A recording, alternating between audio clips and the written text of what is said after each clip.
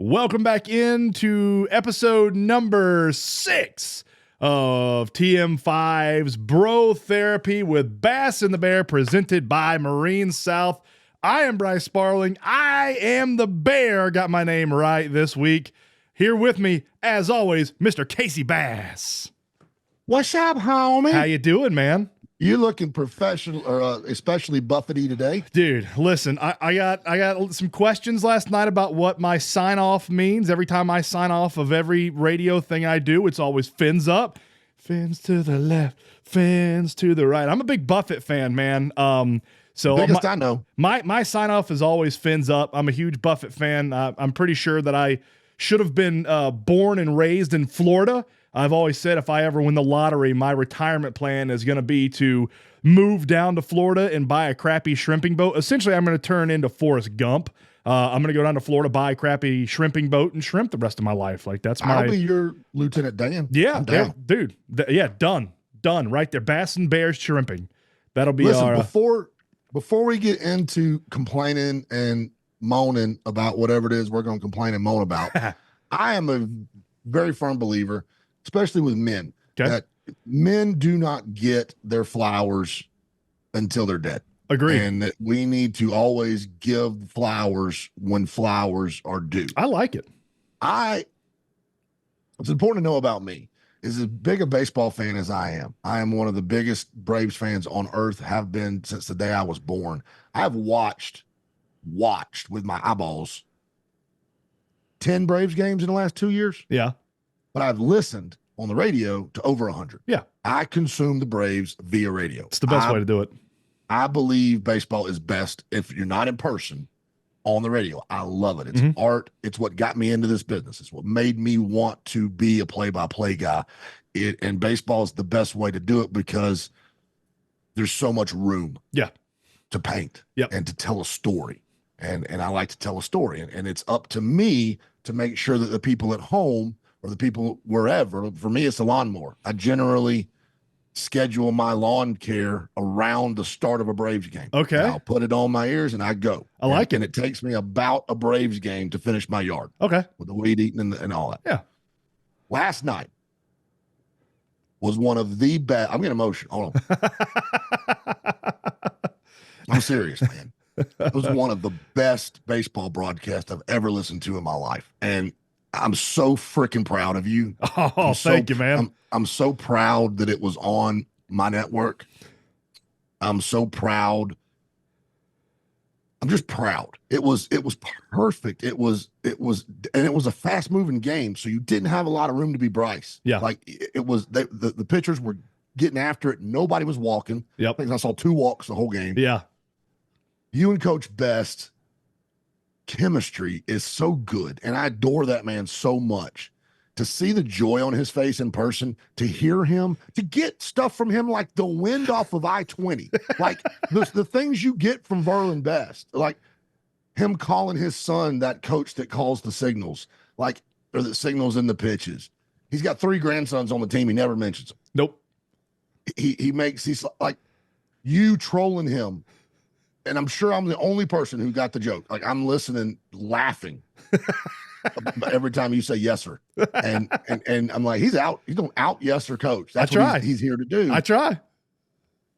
It was amazing. And as a company, after today, we will have broadcast 5 high school baseball playoff series in a week.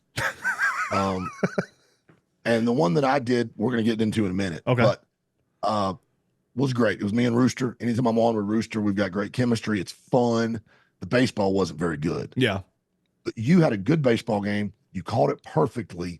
Your love for those kids, your knowledge about the team, your relationship with your color commentator. It was a perfect baseball broadcast. I'm so proud of you. I'm so happy. And then you unplugged yourself. But other than that, yeah, I'm walking up. I'm listening to the game and I'm eating dinner because I cooked dinner. Family comes home. I'm sitting there shoveling spaghetti into my face. My wife's like, "What are you doing?" I'm like, I gotta get to Villa Rica. I've got to see this baseball game. I'm listening to you guys like, I need to be there. Yeah. This is awesome. Yeah. Like the fans were amazing. Oh, the place packed was house, packed. man. I was like, I have to go.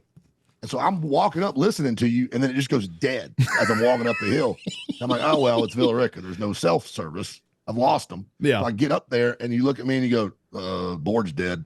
I was like, oh, crap, that's not good.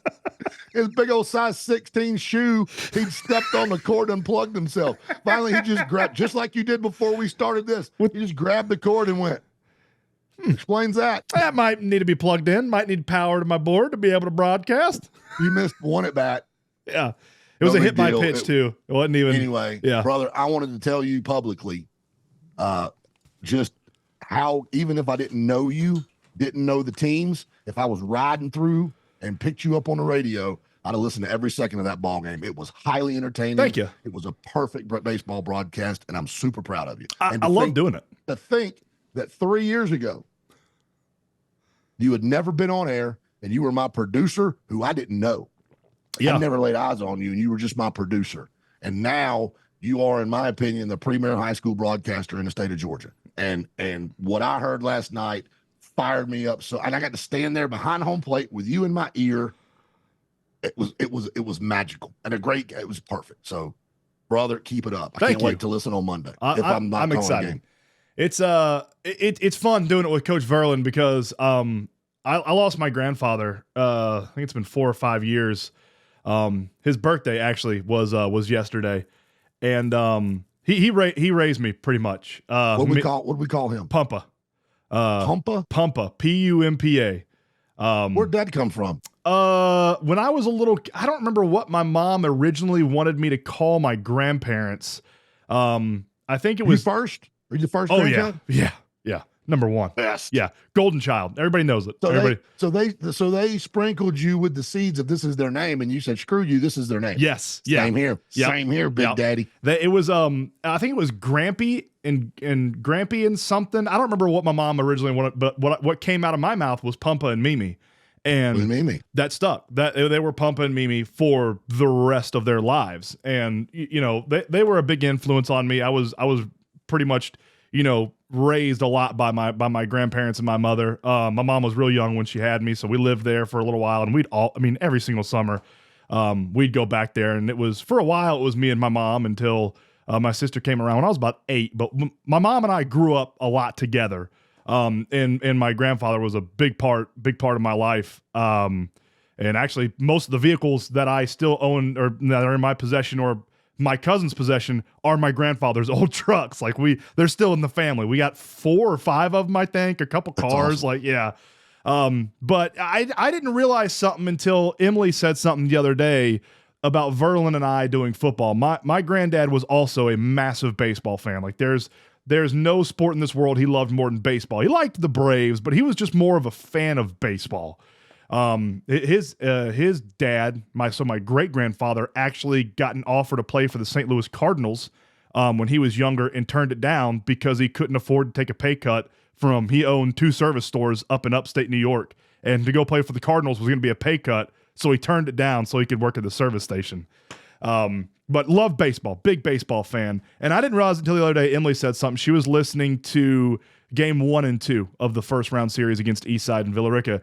And she said, I think the reason you and Verlin click so well together is because it's exactly like you and Pumpa sitting out on the back porch, listening to a Braves game, eating peanuts and drinking beer. She said the stuff y'all talk about and the jokes you tell and the demeanor that you have with Verlin, she says it's the exact same relationship that you had with Pumpa. She said it's the exact same way you used to talk to ball with Pumpa and sitting back there and listening to the Braves or whatever game it was, if it was the kids or whatever. She said, I think that's the key to y'all's relationship. She said, it's almost like you're sitting there calling a game with your granddad. And I was like, you know what? I think that's spot on. I think you're spot on with that deduction of why that broadcast comes so easy. And I look forward to it every single day, man. I get a call. I get at least one call every single day. We got a broadcast from Verlin, making sure I got everything set up, making sure I'm going to be there. And yeah, I love it. I'll go. This is my happy thing. I'll go ahead and tell my happy thing. And it's this team. It's this baseball team. It's the way the community is rallied around it. 9 seniors, man. It's a great group of seniors. I've loved every minute that I've gotten to call from this team. I sort of said it I've mentioned to a couple people, I even mentioned to Coach Wade after game 1 of that series, I said the dugout vibe just seemed weird. It wasn't as energetic as we've seen it all year. And with 9 seniors, it's usually upbeat, energetic, positive. And we lost game 1, and going into game 2, I walked in to get the roster. Man, that energy was back. That energy, that vibe was back. And I walked in yesterday, it was there, man. I had my Villa Rica Hawaiian shirt on yesterday. The entire team was like, "Oh, it's a great shirt, great." I'm like, "Yeah, it's a game 3 shirt right here, boys. This is power polo right here. This matters." Yeah. We're taking this seriously. And it's been a blast, dude. I have had so much fun being able to call ball with Coach Verlin, being able to travel with this team, go around and see how they've developed over the year. And I enjoy broadcasting, man. You know, when we first, when you hit me up a couple summers ago, when Hometown Sports Media was becoming a company in its infancy, you know, y'all asked me, and I said, I turned it down a couple times. You know, I kind of wanted to spend football season with my boys, and y'all came to me a couple weeks before football. I was like, yeah, you know what? I'll do a couple football games to see how I like it. And I've fallen in love with it, man. I've fallen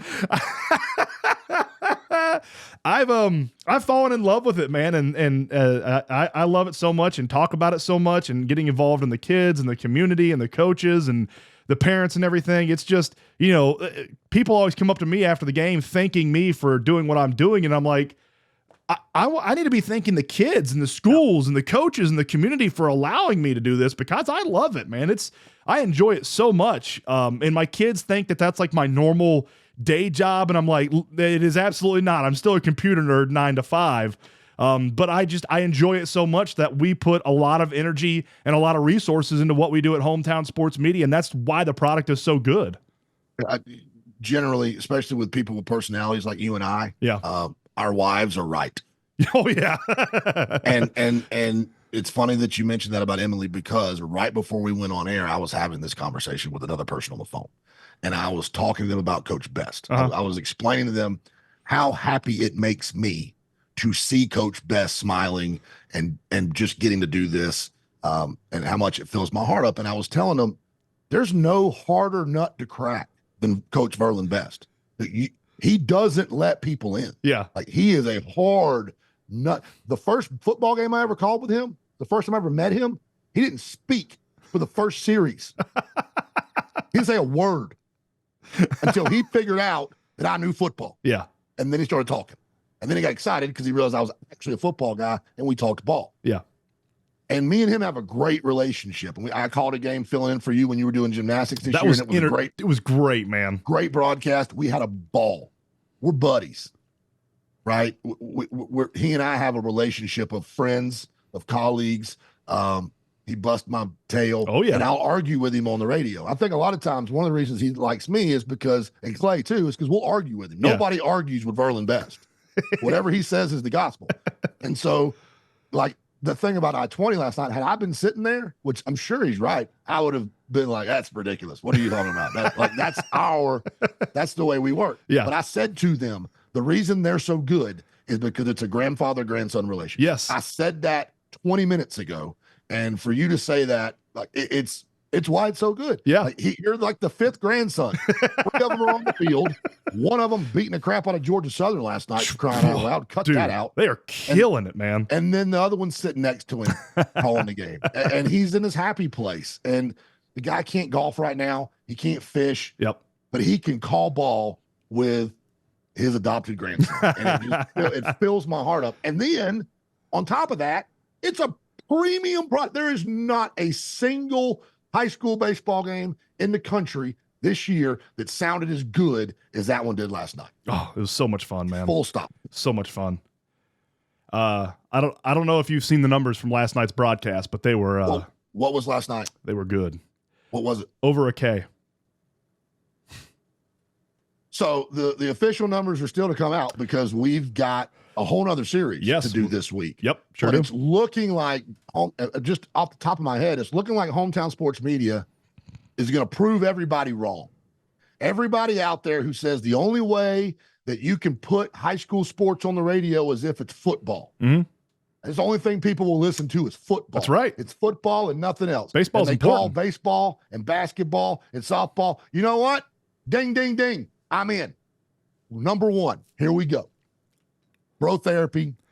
I need some. Let's do it. Let's do it. Let's do it. All Everybody out there in the media world who said, now don't copy. Well, you know what? I'm saying this so you'll copy us. Yeah. Yeah. That's why we're doing what we're doing. Yep. Everybody out there who says the only way that you can put high school sports on the radio is because it's football, and people only care about football, and they don't care about softball and basketball and baseball and gymnastics and cheerleading and whatever. We'll figure out a way to do underwater basket weaving. We have proved this week. It's looking like this week in West Georgia, in 1 week, there'll be over 4,000 listeners to high school playoff baseball in West Georgia. Now, the reason that they say you can only do football is because it costs a lot of money to do this. It's expensive. It costs a lot of money to do this. The gear that you had last night, $11,500 worth of gear. Yep. Forget, I got to pay broadcasters. I got to pay for the radio stations. I got to pay for the apps. Got to pay GHSA because it's playoffs. Got to pay GHSA every single series. A big check. Yep. For the rights to broadcast it, just the equipment. And we got 6 sets of it, and we're about to add another one. It's expensive. It is. Well, a lot of upfront costs too. Yeah, tons. We're proving it can be done. We're proving that people want to hear it. We're proving that people want to support these kids. They want to hear what's going on. And it can be done at a highly professional level. It can sound like the Major League Baseball broadcast. It can sound like the NFL broadcast on the radio. That's what we do. That's when we did this, I said, the reason we're doing this, and we pick on them a lot, and it's all in love. Yes. The Carrollton High School Trojans really kind of birthed this concept in that I love what they do. Yeah, for sure. For sure. I love the coverage that their kids get. And then they've taken it another level, and they hired Matt Skinner and great hire. Own network. Great hire for Carrollton to give them even more coverage.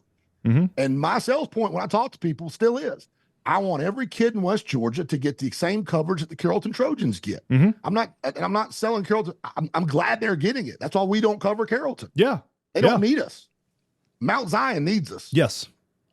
Because the traditional outlets don't pay them any attention. Those kids deserve just as much attention as Juju Lewis. They work just as hard.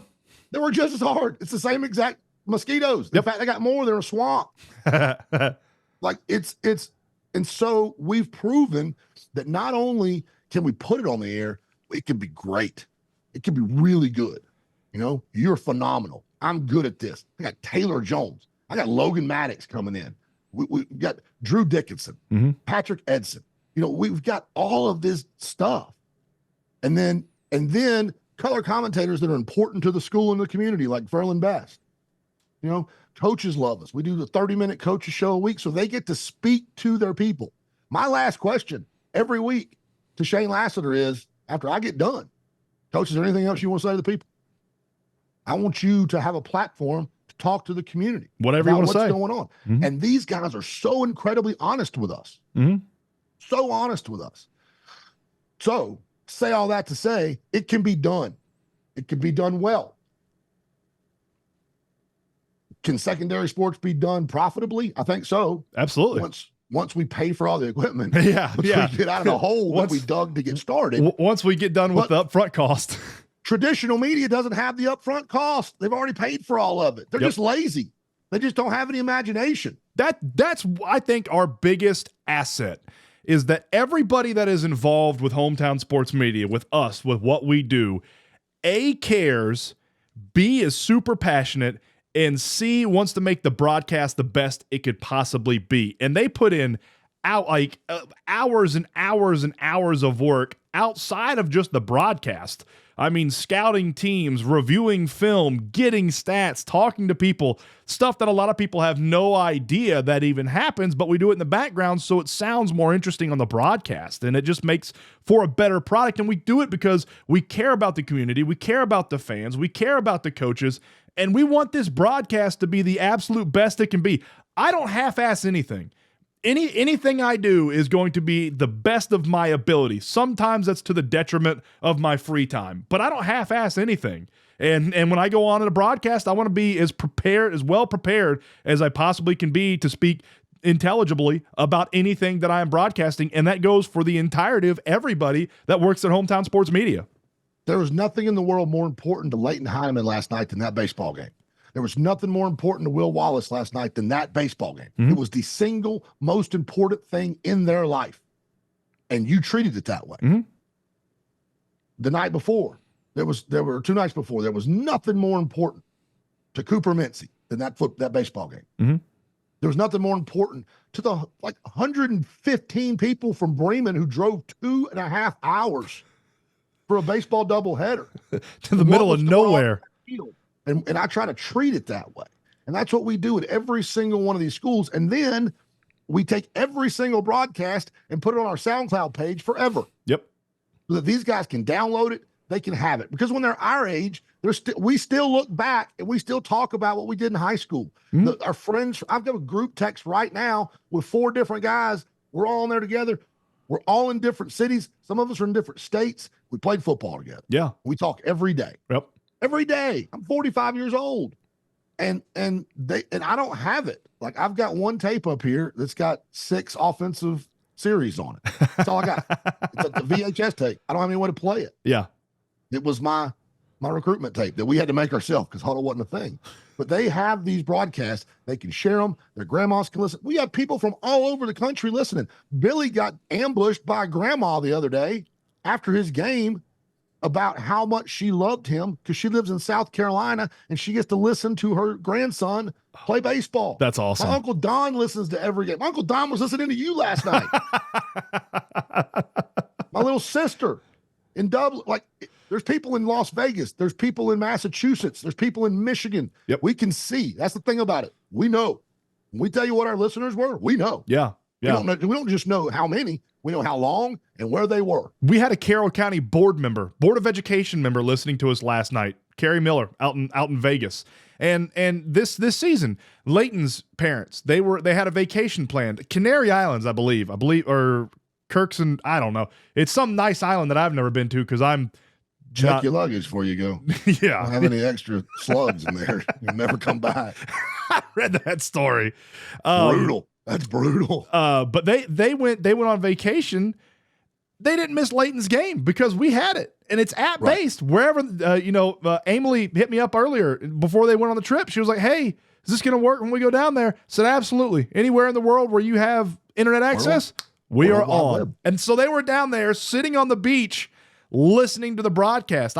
We had a on spring break. We had a baseball game. We had a couple baseball games on spring break. Well, we had 5 or 6 families that were at the beach. Their sons were still at the game playing, but they were at the beach on vacation. They said, "Hey, we had you on the beach, man. We were sitting there in the sun listening to your broadcast, enjoying your broadcast on the beach." And to hear that, for people that are actually interested enough to tune in wherever they are and stop their stuff, I just think it's cool, man. I think it's cool that people think I'm good enough to actually listen to for a couple hours and talking about a baseball game and just do what I enjoy and do what I love. And it's not work. It's enjoyable. In fairness, that signal got down to the Canary Islands or Turks and Caicos or wherever. It was aided by their son's hair as a satellite dish. It probably caught the signal and shot it out into the ethos. That thing is impressive. Oh, and now that it's blonde. When it comes out from under that catcher's helmet, dude, it's like, bam, I'm here. Hello, world. I got video. I'm back there taking a picture. I'm like, I have never seen hair like this. Yeah. This is amazing. As a guy who has none, I am good for you, bud. It's like, shout out to, by the way, this is Bro Therapy brought to you by Marine South. Shout out our sponsor. Shout out. Thank you so much to Marine South for helping us out. But another sponsor that we don't have, but HSM has, and we're greatly appreciative, is Mac Pilgrim. And Mac's the reason that we were able to pay those GHSA fees for every series in Villa Rica. Mm-hmm.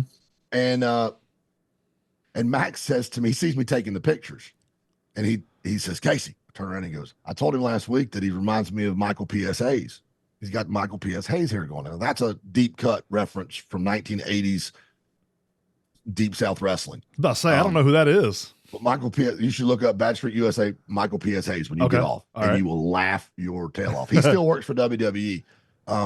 And I was like, yeah. He's like, well, what did I say? I was like Mufasa. It's like Michael P.S. Mufasa is what he reminds, like a blending of the two together. It's like a lion's mane coming out from under that deal. Dude, I know almost everybody on the baseball team dyed their hair blonde, bleach blonde for the playoffs. Jay Best. Not one. Who? Brody Blair. Why did Brody buck? I don't know. I keep forgetting after the games to ask him. I will ask him next week. I don't know why Brody didn't get in with the trend. Senior? No, he's a junior. Well, maybe he's got a hot date or something. That's what I was thinking. Ridiculous. That's what I was thinking. I was like, I love it, but they look like idiots. I wanted to go up and be like, Brody, did you not get the all clear from little girlfriend? She said, nah. But they all bleach blonde hair. I couldn't believe LA did it. That was the one that I was shocked because how long did it take? Hours, probably. Did she have to use? Hours. I mean, hours. That's a lot of hair. The cool thing is Mike Best even did it, although you can't see it, but I'm pretty sure his is blonde.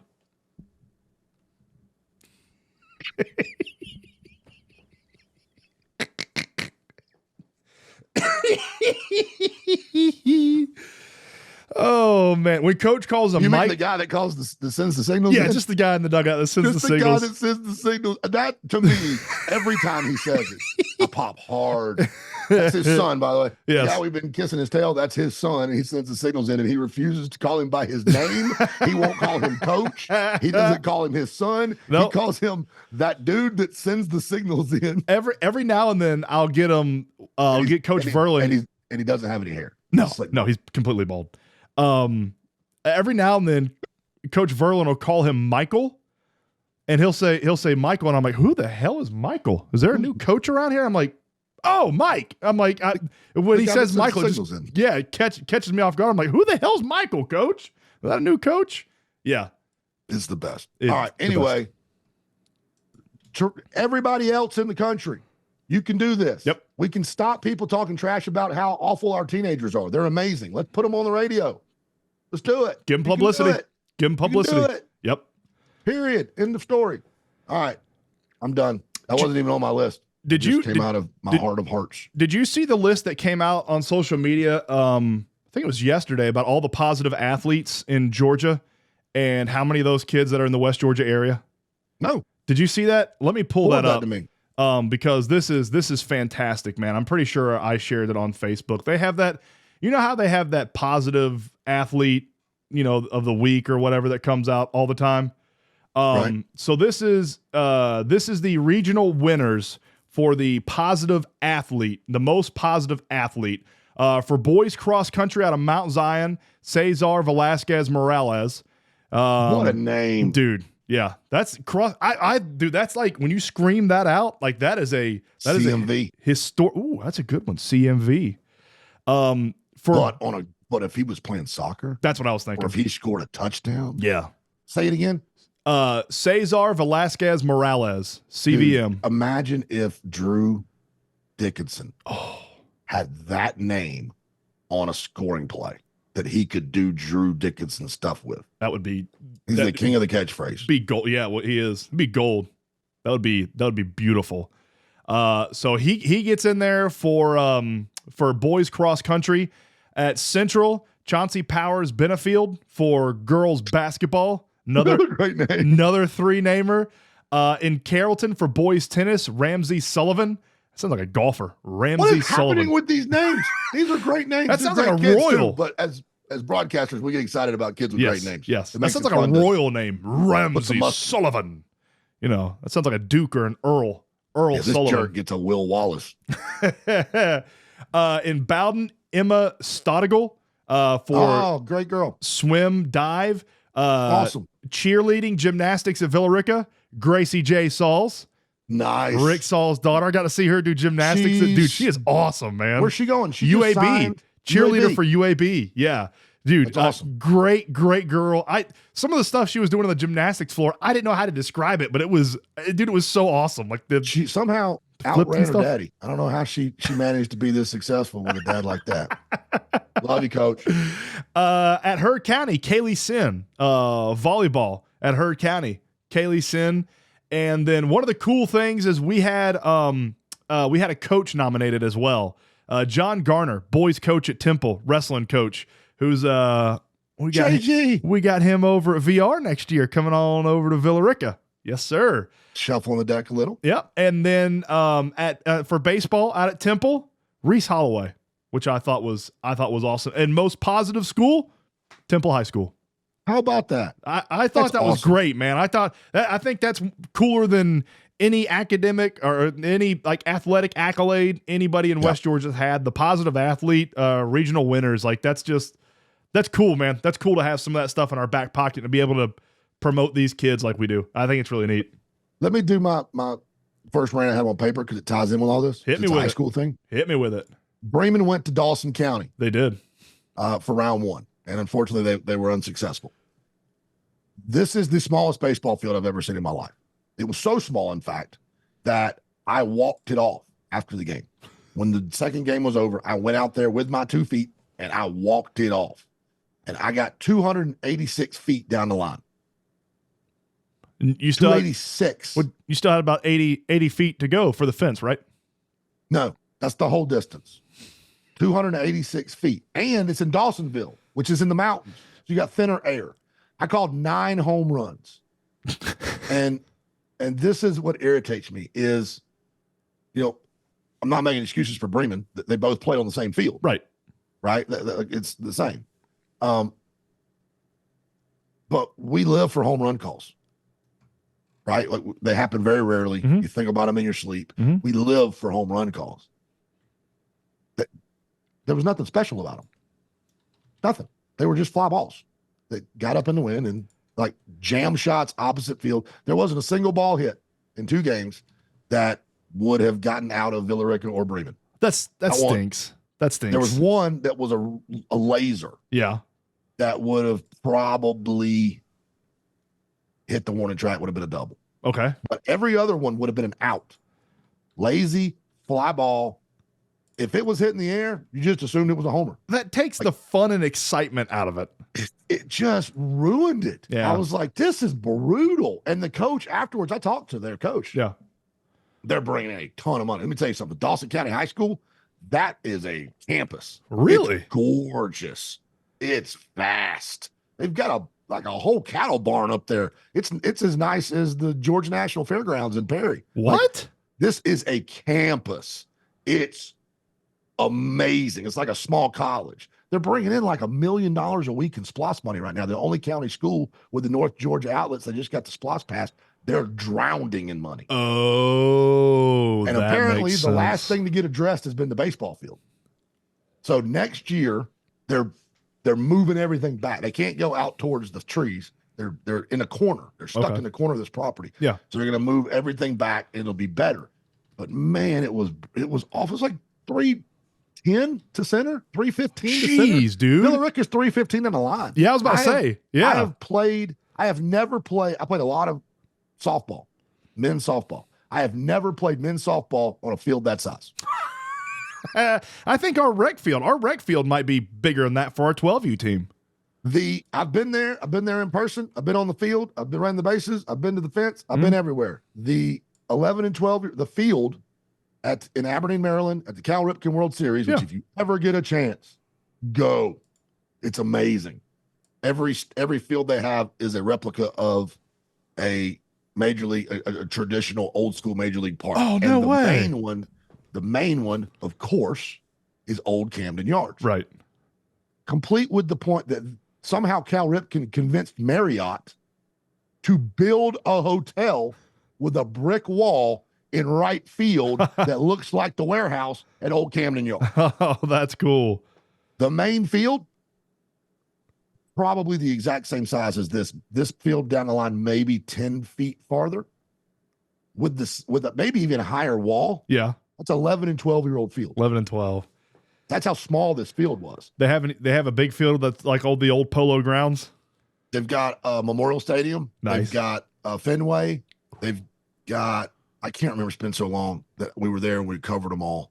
But it was really neat. Like we went to Little League World Series, covered it, and then covered Little League World Series, drove to Aberdeen, did our whole thing with Cal and Billy Ripken, covered that, and then went back to Williamsport, which was like a 2-hour drive, I think. I can't remember exactly how far it was. It was like a week and a half of nonstop, awesome fun. Little League, listen to me, Little League baseball. We need you. Yeah. Travel baseball is a cancer, and you're the reason it exists. You are the reason it exists. I love you. See that right there? Mm-hmm. That's the Little League World Series logo. I love Little League. I played Little League. I love everything about you, except for the fact that you don't play baseball. You play something else. These kids are 11 and 12 years old. They should be leading off of first base. They shouldn't be having 60-foot bases. They shouldn't have a 220-foot field. Cal Ripken's doing it right. Cal Ripken baseball, which is part of Babe Ruth baseball. They're playing real baseball. But because Little League refuses to change, because Little League refuses to put the bases at 75 feet, to move the pitcher's mound back from, I think, 43 or 46, I think it's 46 feet. Jeez, that's close. Play with a big barrel bat. They play with tiny barrel bats. Because they refuse all this stuff, it gives birth to excuses for these hucksters to do this travel baseball crap. Extortion is what it should be called. You need to be playing real baseball, Little League. I love you. Please, please, please change your rules. Please change your rules. Yeah. They're 12 years old. Yeah. They're going to middle school. They need to know how to throw over. They need to know how to lead off. They need to know that, you know how many infield singles there are when you have 60-foot bases? That's absurd. And if you get a kid from 46 feet who's got a live arm, nobody's going to hit him. Yeah. You can't catch up. You don't have time to see the baseball. So anyway, Little League, please save us. It's probably too late now, but you can change this. You can move those. I've been there. You can move those fences back. It won't cost you much money. There's nothing behind them. Put them back. Yeah. It's easy. Bump them back a little bit. Everybody will rejoice if you do this. There'll be nobody upset about it, Little League, if you start playing real baseball. Nobody. Anyway, all that to say, I love kids. Kids are great. Love kids and love baseball. Love it. And love Little League. Yeah. And I understand why they do it. I get it. It's the kids' game. The game's changed, homie. Yeah. Like, you got to keep up. We got to do better at preparing the kids going into middle school ball. Braves country. So we play at Winston, and we used to be Dizzy Dean, and Dizzy Dean was okay. They were fine. I didn't have any huge gripes against them. But Dizzy Dean is pretty much done. They're gone away. Carroll County, Haralson County, Heard County, they have changed to something called GRPA. They're playing in that league. Department. And that's the state right department. Yeah. Georgia Recreation and Parks Association. And Winston, Paulding County, Douglas County, and a ton of counties have switched over to something called Braves country. Rules wise, not very different from Dizzy Dean. They took a lot of the Dizzy Dean rules and brought them over, which Dizzy Dean's rules were pretty good. The thing because we usually do all-stars, and the thing we used to run up against that kind of sucked for our kids is we're not a terribly big park in Winston. I mean, we're big for West Georgia, but when you go to these all-star tournaments and you go up against Hobgood and Canton and Oregon Park and a lot of the Paulding County parks and everything, like, you know, we might have 300 kids total in our park. They might have 300 kids in one age division, and it's just sort of hard to compete sometimes. I love rec ball, though. It's fun. Love rec ball. Yeah. So you're playing GRPA or no? No, we're doing Braves country. Okay. And one of the cool things they're doing in the All-Star season. So we're playing. My oldest is doing 10U All-Stars. My oldest is doing 12U All-Stars. Youngest is doing 10U All-Stars. And one of the cool things that they are doing in Braves country, and a lot of travel ball tournaments do this as well, is there's divisions. There's an A, B, and C division. You get placed in a division depending on how many enrollments you have at your park. So if you have this many, you're an A team. This many, you're a B team. This many, you're a C team. So what it is trying to do is encourage parks that are similar size to play each other. And it's against the rules for an A park to play or a B or a C park. B and C parks can play each other if there's not enough teams to make different brackets. say a 9UA park doesn't have enough teams to make a 9UA All-Star tournament, they bump those kids up to 10U, and those kids got to play 10U B or C parks. And I think it's a cool step forward for Braves country to try to even out the playing field a little bit for these All-Stars in these smaller parks that, might only have 300 kids, not to go up against the Canton Stingers and get beat 75 bajillion to nothing. Is it being run by the Atlanta Braves? It is. Yep. A division. Well, there's a good idea. Yeah. And it's not just in Georgia as well. It's they're doing stuff in Tennessee, Mississippi, Florida. I don't know about Alabama. But all Braves. That's all Braves country. It's all Braves country, and that's what it's Braves country battles. They had a travel ball division of it, and now they're focusing more on rec ball and rec all-star teams, which I think good on the Braves, man. And if you're one of these parks that is part of Braves country, you get all these cool, I think it's like $150 to $200 less per tournament than the normal all-star tournaments you would go to. When you get like Braves tickets and you get a hat and all this stuff when you sign up. And we're doing a clinic at Winston at some point this summer with Braves players. It's usually Brian Jordan that comes and gives the clinic, and it's good on the Braves and the Braves organization for putting this together and being on the forefront. We've had some stuff kind of go wrong, some rocky start, but it's year one, and I give it 2 thumbs up, man. They're doing a really good job, and you can tell they care about the kids and the kids' developments. That's awesome. And to continue with the theme of this podcast, where Bryce is positive and Casey is the one complaining about everything, on that note, as I have, by the way, just noticed that even though I do not consume alcohol very much, yeah, I have an alcoholic's nose. I got the nose of a 30-year-old alcoholic. What is going on with this schnoz of mine? Like, I got bad allergies. I wonder if it's swollen because I blow my nose so much, or if I've always just had this big old honking Mr. Potato Head thing attached to my face. It's got to be the allergies, such a good-looking man. wife. Anyway, look at this thing. Here we go. Stop giving rings to children. Stop it. There is nothing. There is no reason. No child should be eligible to get a ring for a championship until they are in high school and they win a state championship. Period. Stop it. It's cool. It looks great. You are taking away completely from what it means to get a ring. I have played football at a very high level in high school. Played in the Georgia Dome 3 times. I was on a team that was ranked number 1 in the USA Today. You know what I don't have? Porqué. I don't have a ring. I didn't win it. I didn't get it done. I got beat by Quincy Carter. We didn't get it done. I don't have a ring. You know why? Because I don't deserve one. I didn't win. So when I see a 9-year-old with a ring for an 11-team tournament, I lose my mind. 11-team tournament. That's an overestimation of most of these tournaments, man. Most of them are like 4 or 5 teams. Rooster Russell sent me a picture the other day. I'll send it to you. Maybe you can stick it in here. I have sent it to you, I think. I have. I sent you that picture? I don't think so.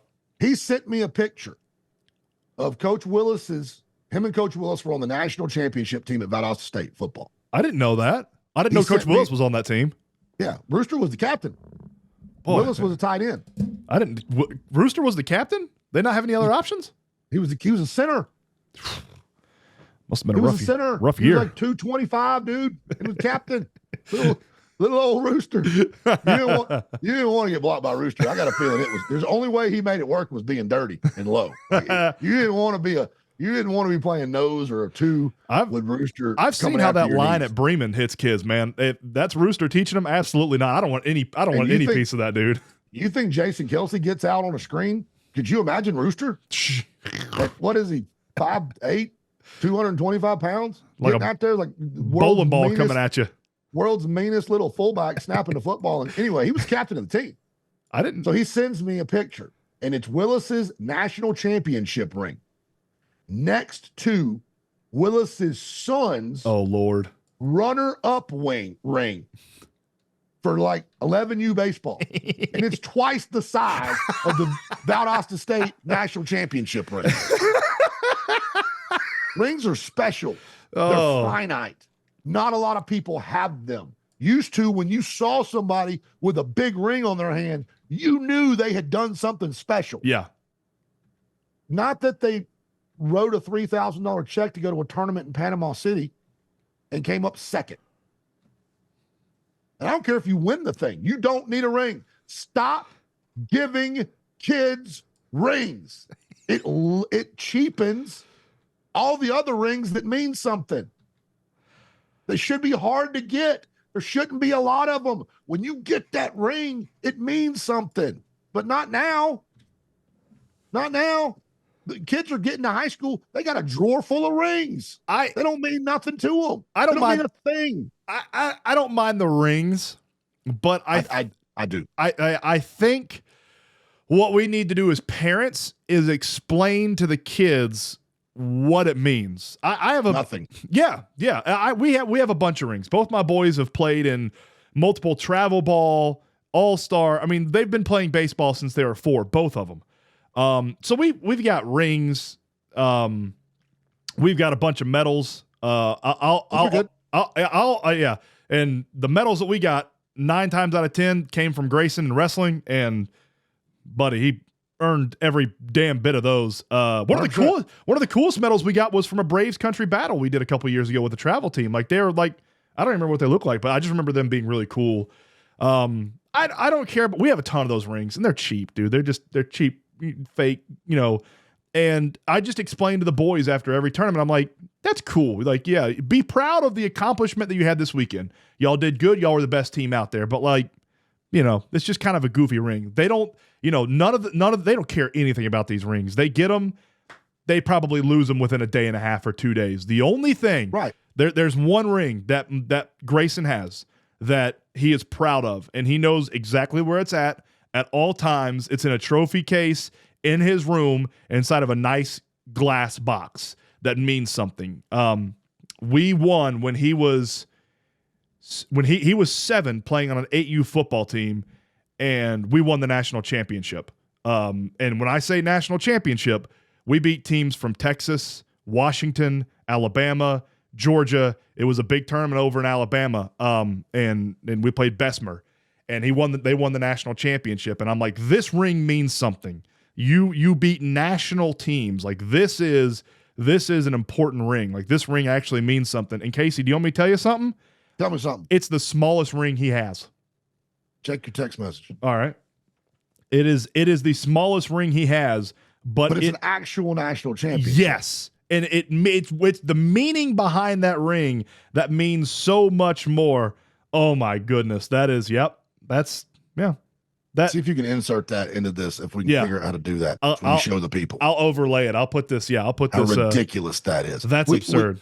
Give them trophies that are this tall. Sure. Give them T-shirts. Give them jackets. Give them hats. Give them medals. Are great. That's what we used to get. Yeah. We used to get medals. Yeah. They get those at the Olympics. It's okay. I love the T-shirt idea. Like, that's Grayson and Braxton still have T-shirts from like every All-Star tournament they've ever played in. Like, that's a cool thing to have. And like, they're usually dry fit and you can practice in them the next year. I love T-shirts. I'm a big T-shirt and hat guy. I think that's really cool. I like think it's a conspiracy by the Jostens company to sell more rings. Oh, these rings don't come from Jostin. These rings come from Temu. They weigh about 600 pounds. They're made of whatever the cheapest metal is right now. These things they're pieces of shit, essentially, to be blunt. Like, they are, You want to know how cheapened the rings have become? They're so cheap they don't mean anything that Jason Kelsey put his in a sock and threw it in a bowl of chili and lost it. Jason Kelsey did that because he knows he can get a replacement when all he's got to do is ring up some people. He's just a bro. I love Jason Kelsey. All right, I gotta take the rant over. Go for it. I've been simmering on this one, and I didn't get a chance to talk about it yesterday because we're not doing track talk this week. Matt's busy, and so we're not doing track talk this week. We'll pick it up next week. So I didn't get to do my rant on track talk, so I'm doing it here. It's gonna be a big rant. It's gonna encompass a lot. So just bear with me here. And I'm here. yeah. So this past weekend, I went to Talladega. I'm a huge racing fan. I love NASCAR. Started taking my boys to the NASCAR events. Take them out to Dega this week. They liked it okay. You can't really see as much at Dega as you can in Atlanta, but they did have the scanners on, which was cool. They could hear the drivers talking and everything. And they loved the fans. They loved that. I mean, that's 90% of the entertainment at Dega's. Fans funneling beer. They loved that. They loved that part of it. The atmosphere and everything. They loved. They were entertained by that. My middle son Grayson tried to steal my beer at one point during the race. So yippee.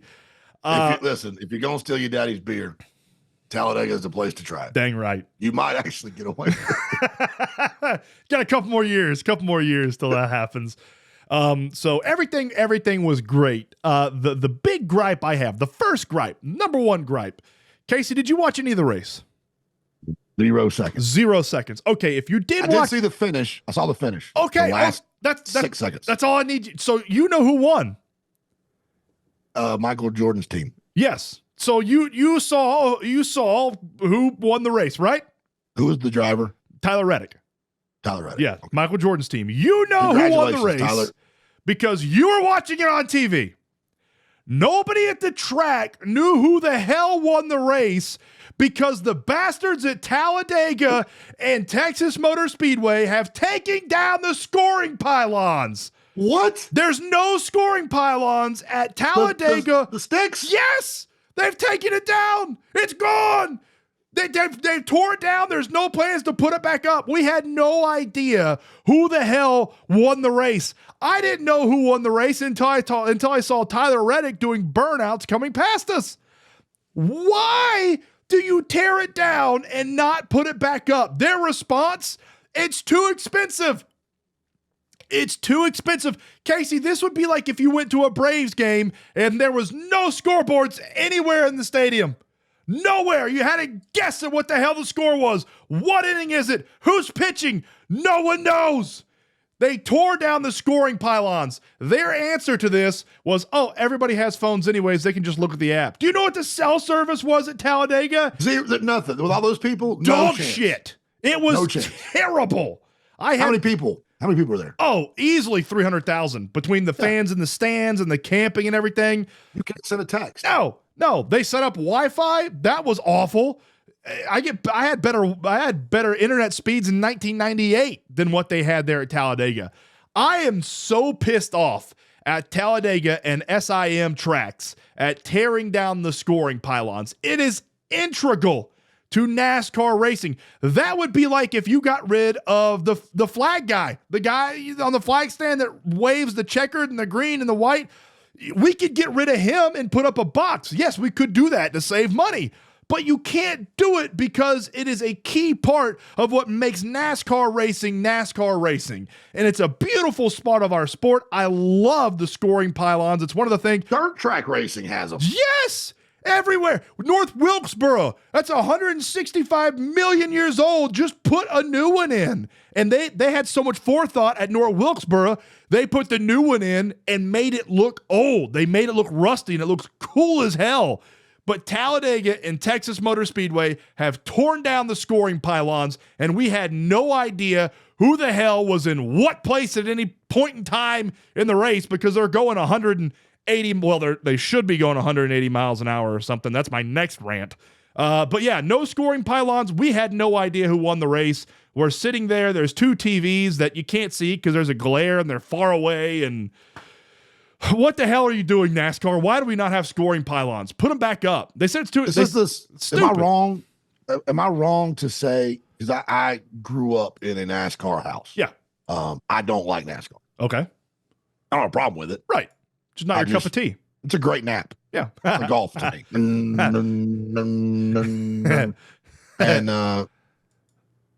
I love dirt track racing. Yes. Dirt track racing's awesome. Love dirt track racing. Yeah. But I don't remember what I was going to say.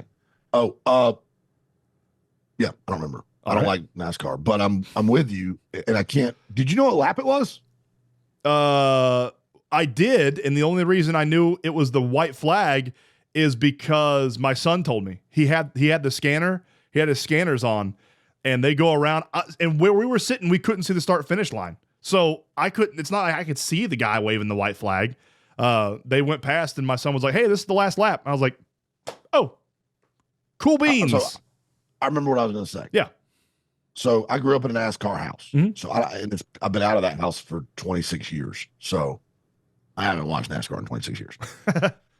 but I know race car driving. Yeah. So in my opinion, at least 26 years ago, I would rank the importance of racetracks as Daytona 1, Yep. Talladega 2, Yep. like Bristol 3. Yeah. Yeah. Am I wrong about that? No, those are still elite of the elite You're tracks. telling me at the number 2 track, Yep. your number 2, your Fenway Park or your Yankee Stadium, Yes. Yeah. or your Wrigley, right? That's what we're talking about. Yeah. There's no pylons. Correct. Yeah. That's stupid. No pylons. Yeah. There's a bunch of rednecks in that building. Nobody knows how to get stuff done better than rednecks. Why has this not been? They should, like, rednecks unite. You can fix anything. Yeah. What are we doing? I don't understand. And so the guy who won, Tyler Reddick, he races for 2311 Racing. Michael Jordan and Denny Hamlin own that team. Denny Hamlin wrecked earlier on in the race. He was out, and he was getting his hauler. He was going to leave, but by the time he got out of the medical care center and everything, the race was almost over. So Denny was like, oh, I'll stay and watch like the last lap or two or whatever. And everything happens. Tyler Reddick wins, which Denny Hamlin's half owner in that car. Denny Hamlin has no idea that Tyler Reddick won it because there's no scoring pylons. Hamlin said, I was looking at the track trying to figure it out. He said, I was looking up at the video screens trying to figure it out. He said, I was trying to look at my phone. I had no cell service. He said, I didn't know who the hell won. And he said, I just sort of stood there baffled for like a minute and a half to 2 minutes. And then Tyler started doing burnouts down the front stretch. And he goes, oh, I guess that means we won. And then I went to victory lane. But he had no idea. No scoring pylons. No scoring pylons. We had no idea who won. No clue. We just knew Michael McDowell didn't win because he spun out. But yeah. All right. Tonight is a big night. Tonight. You guys will see this tomorrow. So tonight will have already happened. Yes, last night. And last night. Last night is a big night. Yes. And so my rant is this. Okay. It's not even a rant. It's a plea of depression. I don't know what it is. Bryce, I am pre-angry at the Falcons. Like I woke up this morning pissed off at the Falcons because I'm only watching to find out how they falcon, not if they falcon. Like I have zero confidence that my football team is going to do anything that makes any sense tonight. And this is the biggest no-brainer they've ever had. Like I've read and looked at it. There is no way in the world you do anything in the first round other than take Dallas Turner or that other guy's name who I can't pronounce, an edge rusher. Latte. An elite edge rusher. I want Dallas Turner because I believe he fits into Raheem Morris's defensive philosophy better because Raheem likes to drop off defensive ends in the coverage, and Dallas Turner did that like 60% of the time. All the time with Bama last year. Plus, he played defense for Nick Saban. For Alabama, yeah.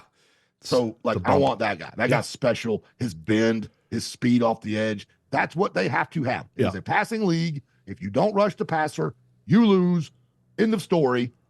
They can't rush. They had, 5 sacks last year or something? Like, it's terrible. Stupid. Pitiful. Stupid. Yeah. Or maybe the stat was their leading guy had 4 sacks. It's something just ridiculous. It's bad. Falcons have to have a pass rush. They haven't for years. I am sitting here just counting down until they draft some receiver. Like just waiting for some receiver to get his name called. Now, if Marvin Harrison is there, yeah, you take him. But he ain't gonna be. Nah. Like you have to have, in my opinion, 2 edge rushers in this draft. You got to have an elite guy, an A+ guy, and like a B+ guy. Yeah. You got to have a corner. You got to have a couple fat guys. And if you can add a receiver, you add a receiver. You need a backup offensive lineman. You need a defensive tackle. I'm big on fat guys. Jim Harbaugh is about to take over the world out in San Diego. You know why? Because Jim Harbaugh believes in fat guys. Yeah. I guarantee you he takes a fat guy in round 1 tonight. Jim Harbaugh understands that no matter how flashy this thing gets, you win with fat guys. Yep. Just like the NBA's learning, no matter how many spins you can do in the lane on a dunk, putting the ball in the hoop is what matters. And the 2 best players in the league right now are boring and are not flashy and are from Serbia or Germany or wherever those 2 are from. Jokic and Doncic. Doncic is from Germany. Germany. Yeah. I got it right. And yeah. Where's Jokic from? I think it's Serbia. I think you nailed that one too. I think it's Serbia. Yeah. Big NBA guy. Go with it. Big NBA guy here, Casey Bass. NBA guy. I'm about the NBA the way I'm about NASCAR. But I was a big NBA guy. Yeah. Like I was a huge NBA guy in the 90s when I was a teenager, right? And we had back when the second best now. Everybody's second best NBA player of all time was playing. Shut up. You're too young. You don't know. Oh, no. Stay out of grown folks' business. No. Stay out of grown folks' business. The greatest NBA player is older than Michael Jordan. The greatest NBA player of all time is Bill Russell. Rings and championships matter, and no one was better at it than Bill Russell. Okay, is the greatest baseball player of all time Babe Ruth? Does he have the most rings? I don't know. But I don't know. A lot of stuff. And he's not. I would argue it's Hank Aaron, but he doesn't have any rings. And I don't know that there's an argument. I Yeah. think Hank Aaron is the best player of all time. But every generation thinks that their generation is the best generation, and everybody else is soft. That's another bro. That's a whole bro therapy episode right there. We're gonna run through generations. Yeah, that'll be. But I watched it back then. I don't watch it now, but I like watching those 2 because it cracks me up. They're moving in slow motion. It's like they're in molasses. I'm like, dude, I could do that. Yeah. I don't know. What is with it? They're like, it's fun. It's just fun to watch. But you learn that it's the fundamental. You got to block somebody. Yeah. You got to stop the run. If you can't stop the run, nothing else matters. Mm-hmm. Like I'm sitting there going, you have to rush the passer. There's no football coach on earth, not named Kyle Shanahan, who is going to throw the ball when they can run the ball. So you got to take that away. Yeah. First, you need fat guys in the middle to stop the run. You need fat guys in the middle to protect your passer, but really to make sure you can run the ball. It's not a complicated game. Hit them in the mouth, move them, establish the line of scrimmage. And the Falcons hate fat guys. They hate them. Yep. We need a bunch of fat guys and some speedy edge rushers who are mean. I've always heard from people that are a lot smarter than I am and know football a lot better than I am. You build from the ball back. Like, that's when you start. You build from the ball back. You build your line and you go back. I don't think there's any way the Falcons can screw this up. Yeah, man. You know what I love about you? You've got such a good, healthy sense of humor. It really lifts people up around you. It makes them hard to be. Say that sentence one more time. I don't think there's any way the Falcons screw this up tonight. You heard it here first, folks. So I agree. They need an edge rusher. I don't think there's a big gap in between the top 4 edge rushers. I don't either. Latu, Jared Verse, Dallas Turner, and Chop Robinson. Those are the 4 top edge rushers. Is Robinson the guy from Penn State? Yes. Yeah. Like him. I like him. I think all 4 of those guys, I think they're going to be good NFL players. I agree. And I think you might even be able to get Dallas Turner. I think Latu's going to go in the top 10, Dallas Turner in the top 18, and then Chop Robinson and Jared Verse are going to go outside the top 20, in my opinion. They've got Latu ahead of Dallas Turner? Yes. Based on what? What's the measurable there? I think that he's more versatile, and he's more of a hand in the ground. I think he's a little bit bigger, yeah. He's a little bit more of a hand in your ground traditional pass rusher. And Dallas Turner is more of I'm going to say this, he's not this good, but his playing style is a lot like this person, Micah Parsons. Dallas Turner reminds me a lot of a Micah Parsons type of play, not necessarily impact or I'm not saying he's going to be as good as Micah Parsons, but he plays the game in similar ways to where Latu is more of the guy for Vegas, the white guy for Vegas, the edge rusher. With all the tattoos. Yes. He's so underrated. More like him. Yeah. But I like Chop Robinson. I like Jared Verse. Jared Verse is more of a power guy. He's just going to go right at that defensive tackle and go right through him. The thing that only scares me about Latu is every single time I watch Latu, and especially the highlights, go watch the highlights from Latu. He looks good, but watch the offensive tackle play. It's bad. He was in the pack. He was in the pack, right? UCLA. It's bad. They don't play real football. It's bad. It's bad tackle play. That's why I like Dallas Turner. Yes. I know who he's been playing. He's been playing against the best offensive lineman in the country. Yeah. SEC, good fat guys. Mm-hmm. Chop Robinson from Penn State, Big Ten, most of them, good fat guys. What did he do against Michigan? That's what I want to know. What that guy doing at Michigan can block you. He didn't do much, I don't think. And are balanced. Yeah. That's the thing about playing against the SEC team or a Michigan team is you don't know if they're going to run or pass the ball. Yeah. So you got to be able to play both and then adjust. It's not that hard when you know the pass is coming to beat a tackle. Yeah. Unless they're an elite tackle. Yeah, unless they're we talk about the SEC. They play real football. They play an NFL style of football. Yep. In half of the Big Ten and most of the SEC. Yeah. And so when I look at players, for the NFL, there's great players in those conferences, and you can hit on them absolutely. But with the finite number of picks I got, I want to know that a guy can play against tackles he's going to see. Top tier guys. Yeah. Yeah. So I don't think the Falcons are going to screw it up tonight. What I want them to do is trade back. I want them to get out of that 8 pick, and I want them to pick up a late first rounder, maybe somewhere in the 20s, and then pick up a couple of second rounds, maybe a third round, something like that. And Billy made a good point this morning on TM5. Really? Yeah, he did. Might want to try to bankroll some picks for next year because they're going to lose some picks. They're going to get popped for tampering with Kirk Cousins. And really? Probably. Yeah. And that's so stupid. Dude, we talked about it this morning. Dumb. Big dumb. So I'd like to see him trade out of that 8 and go back into maybe the 20th. If there's an edge, a good edge. Jared Verse and Chop Robinson will be there outside of 20. Dallas Turner might fall. If you go outside of 20, Latu probably not going to be there. But there's not the top 4 edge rushers in this draft. There's not a huge gap in between them. It's just like stylistically what you like, what's a good fit. I love Chop Robinson and Jared Verse. Dallas Turner is really good. Like I said, Latu's good. I'd load up this year then. If let's play this one out. Let's have this exercise. So if I think I'm gonna, what does generally tampering cost me? Probably a second or a third. I don't think they're gonna take a first. Yeah. They'll take a second. I think so. Yeah. I think that's what general tampering is in the NFL. I think it's a first. Things they decide are important. Anyway, I think if I trade back, I try to get as many picks as I can this year. Yeah. And it also depends. The Falcons are close, and you've got Raheem Morris coming in, and he's going to have a short leash, unfortunately. I love him. Yeah. But he's going to have a short leash. So I'd get what I can get now because they're close. The Falcons are very close. They're in win now mode. To cruising through the NFC South. You got a quarterback. You got a decent O-line. They're not deep, so that's why I want to add a guy or two. Receiving core is okay. They added a couple of pieces. Yeah. Great. Maybe the best running back in the league. You may have the best tailback in the league. Your backup running back's really good. And that defense is really solid. They just need a couple of pieces. There were flashes last season where they were great. Like you could see the talent. So the quarterback just sucked.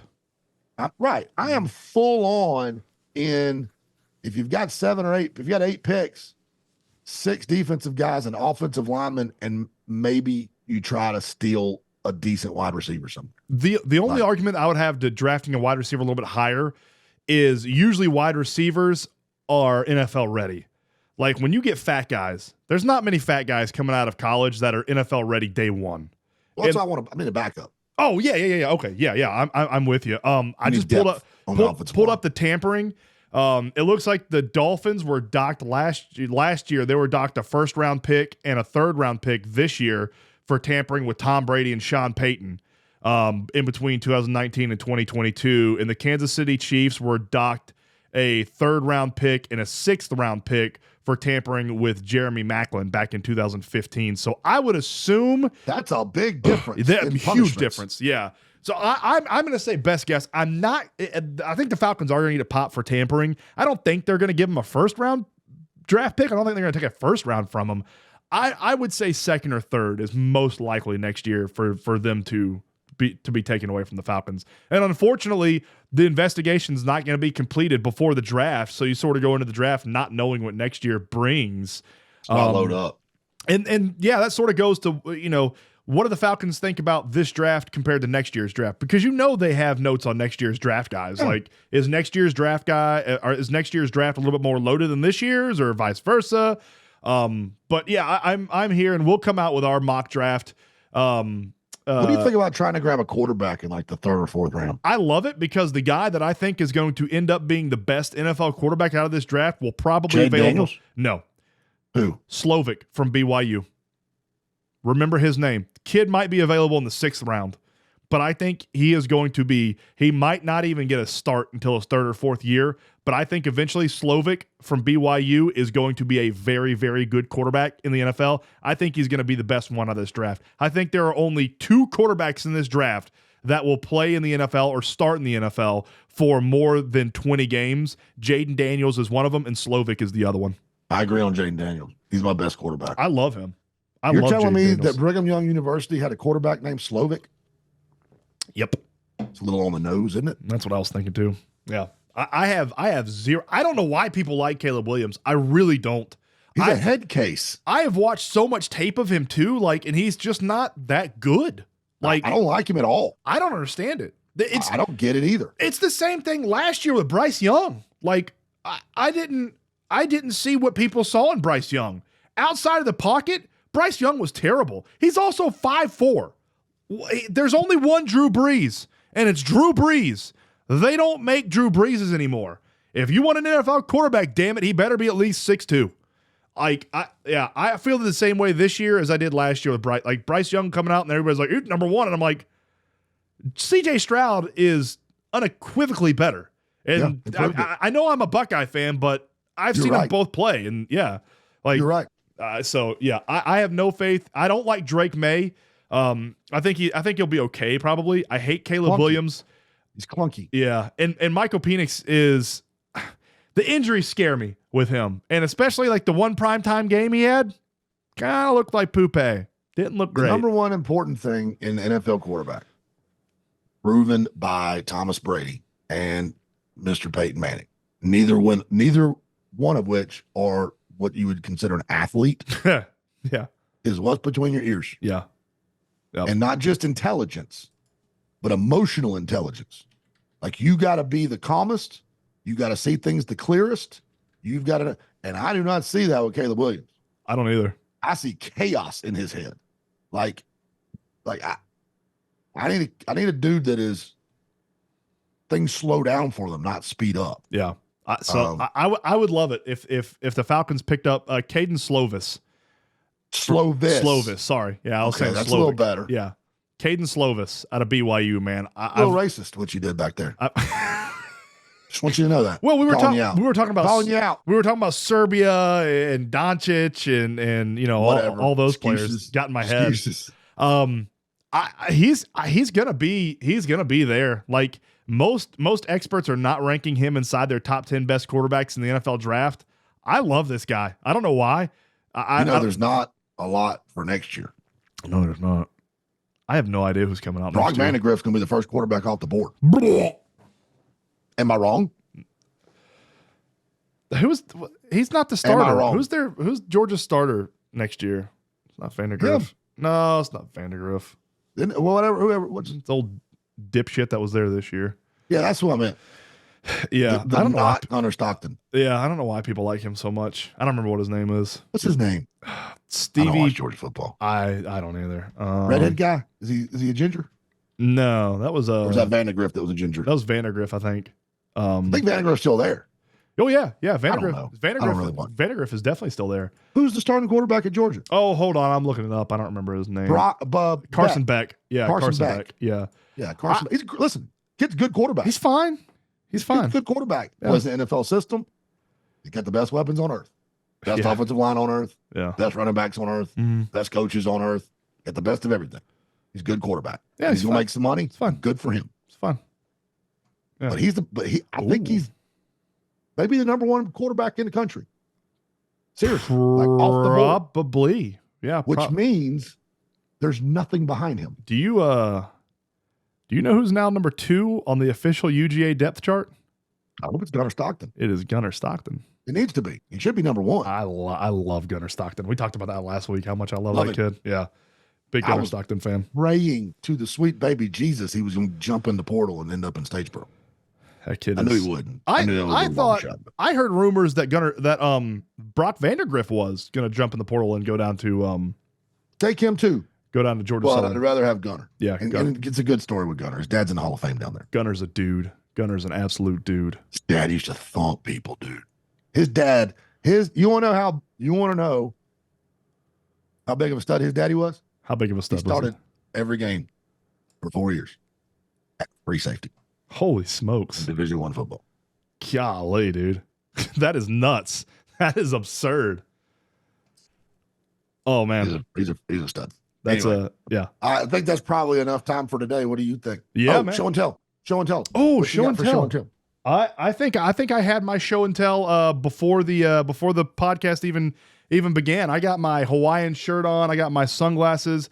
I got my hat ready to go. It's summer, baby. It's summer. We're done with the cold weather. It's gone. It's time, baby. Next week, we're getting high 80s. It's summertime. Get out, enjoy the weather. Yeah, that's going to be my show and tell is my hat, my sunglasses, my shades, my Hawaiian shirt. I am set and ready to go for summer, dude. Stand by while I grab mine real quick. You got it.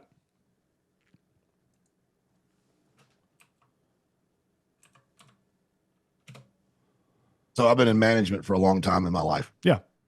And I just love the people that work for me. I like being a manager because I'm a coach, and I like seeing people succeed, and it's just I enjoy it. Yeah. This is a card. I don't know if you can read it. It says, "Sorry for your loss." Sorry for your loss. Yeah. You open it up. It says, I'm going to read it to you. Just showing it because it's backward. Yeah. It's me. I'm your loss. Love you, mean it. Thank you for everything the past 3 years. Love always, Laura. Laura, I don't even know what her last name is now. She's been married too many times, but Laura used to work for me. This was her resignation to me. And I've kept it. It's in my office. It's right up there. What a phenomenal resignation. This was her resignation letter. Sorry for your loss. It's me. I'm your loss. I'm your loss. It's me. That's last name. I want to say her last name. I probably got it's she got remarried, and so I don't want to say it wrong. And she married an Army guy. She lives in Washington State now. Okay. It's Boyette was her maiden name. And then Jones. It's Laura Boyette or Laura Jones. Anyway, the greatest resignation in the history of the world. She also gave me. Hold on. All right.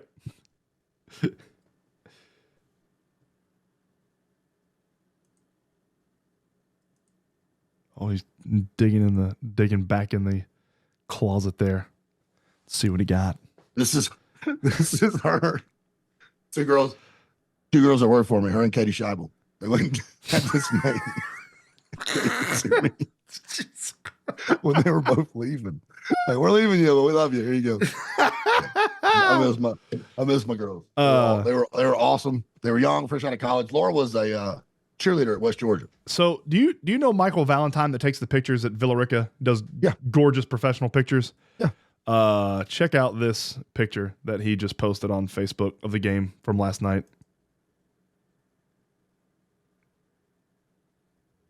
That is awesome. That is awesome. It's when Brady Perry threw the runner out. Hosed him. Yep. From right field. Look at the fans. All in it. Chris Phillips, umpire. Look at our boy in the red right there. What game's he watching? He's not very excited. That was a absolute P-Rod from right field. That was absolutely hosed him. Beautiful. We got LA's hair. Going, which you talked about earlier, is right there. Yeah. I mean, that's Chris Phillips, the guy at home plate last night, is the head of the Umpire Association for West Georgia.